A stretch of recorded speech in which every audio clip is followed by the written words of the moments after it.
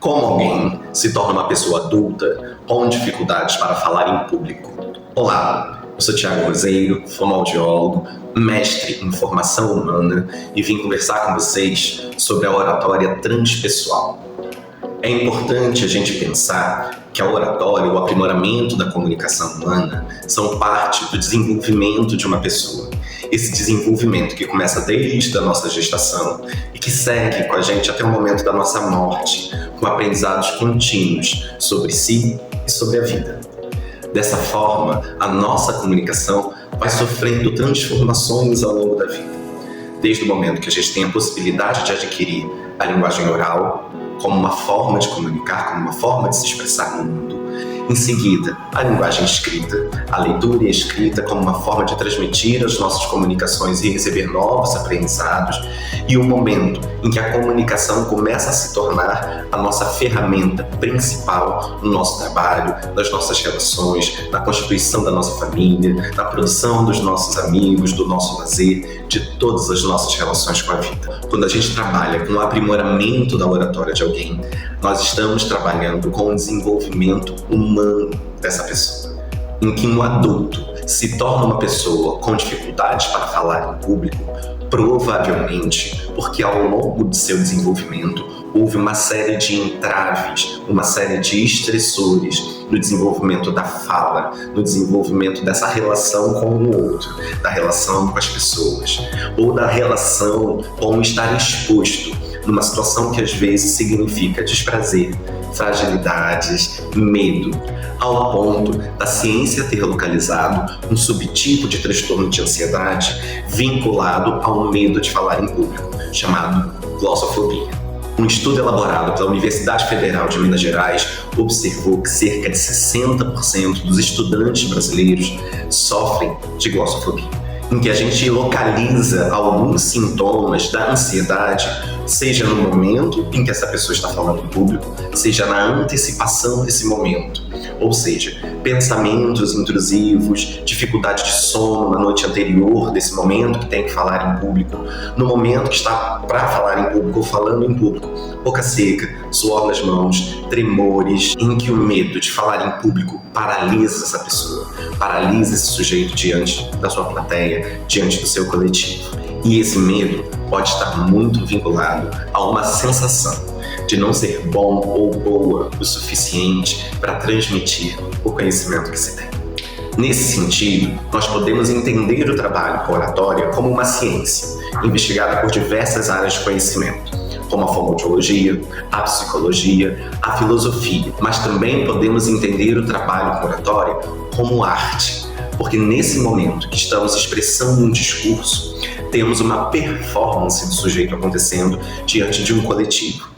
Essa performance vai incluir a articulação da fala, o som da voz, que gestos essa pessoa consegue produzir que auxiliam a comunicar o seu conhecimento. E, em geral, o trabalho com oratória, agora no contemporâneo, envolve a ideia de um falante perfeito, de um falante que não existe, como se existisse uma fala perfeita, como se não pudéssemos ser disfluentes em algum momento da nossa fala.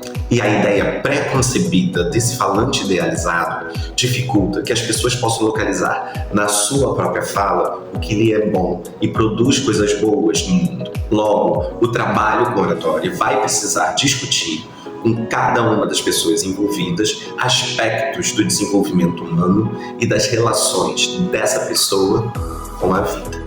E é nesse ponto que a oratória transpessoal se propõe a trazer uma diferença importante no trabalho com o aprimoramento da comunicação humana. A oratória transpessoal não se propõe a ser um conjunto de técnicas sobre a articulação da fala, sobre a produção da voz, sobre a linguagem corporal. A oratória transpessoal se propõe a ser uma certa filosofia do trabalho com oratória, entendendo o trabalho com oratória como um trabalho terapêutico. E esse trabalho pode ser desenvolvido tanto em atendimentos individuais como com pequenos grupos. O trabalho com oratória transpessoal implica alguns movimentos. O primeiro movimento são as palestras iniciais e as devolutivas. O que significa isso? Quando nós trabalhamos com pequenos grupos, cada pessoa vai fazer uma primeira apresentação de si e vai receber algumas devolutivas. A primeira devolutiva é da própria pessoa, como ela se percebeu nesse momento em que ela está falando com esse público ali presente. A segunda devolutiva vai ser desse coletivo, em que vai trazer as suas percepções em relação àquela pessoa que se apresentou. E a terceira devolutiva é a devolutiva técnica desse mediador que está no processo de acompanhamento, que vai observar algumas questões. Quando no atendimento individual, esse sujeito vai trazer as suas percepções como devolutivas iniciais e vai receber a devolutiva técnica. O próximo movimento é a produção do mapa da comunicação. Em geral, para a produção do mapa da comunicação, ou teremos um quadro branco na sala, ou um papel grande grudado na parede. No centro desse papel, nós localizamos a data do encontro, pois nós teremos um ponto de partida do estado da comunicação de todas as pessoas que estão envolvidas no processo.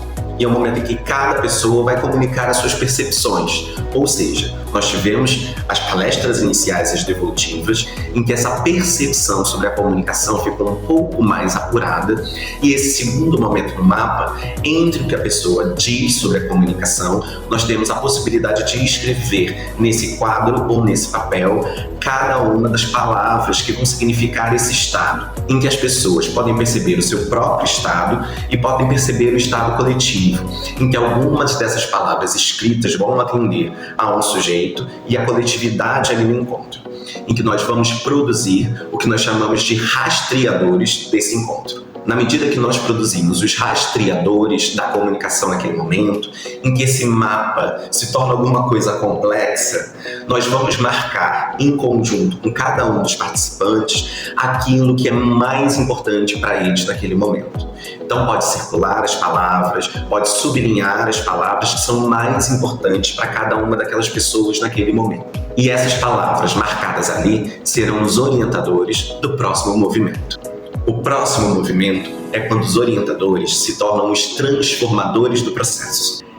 Esse momento exige que o profissional que está na mediação do processo tenha no seu arcabouço um conjunto de técnicas no trabalho com o aprimoramento da comunicação, em que ao observar os orientadores marcados ali, esse profissional vai escolher entre o seu arcabouço de técnicas quais as que melhor atendem às necessidades colocadas ali para aquele momento. Na medida que se desenvolveu com o grupo essas técnicas, nós vamos para um momento importantíssimo, que são as visualizações, em que tiramos um tempo do encontro para produzir uma visualização da vivência que tivemos com os transformadores. Muito semelhante a um processo de meditação guiada. Após isso, nós vamos para as palestras finais e devolutivas finais, em que as palestras finais podem ser novamente uma apresentação de si, ou a pessoa pode escolher falar de um tema livre, ou pode ser de um tema que esse encontro já foi pré-agendado, e as devolutivas finais seguem o roteiro da devolutiva inicial, em que a pessoa que falou traz a percepção de si, o coletivo traz a sua percepção para esse sujeito, e há uma devolutiva técnica novamente. Logo, o trabalho com oratória transpessoal propõe que em apenas um encontro, cada pessoa possa sair com uma transformação possível sobre a sua comunicação, produzindo uma conexão entre a comunicação e a vida. Se você quer saber mais sobre a oratória transpessoal, eu vou deixar um link na descrição desse vídeo, em que você pode adquirir o livro, tanto e-book quanto impresso, Oratória Transpessoal, Teoria e Prática. Até um próximo vídeo sobre comunicação e desenvolvimento humano.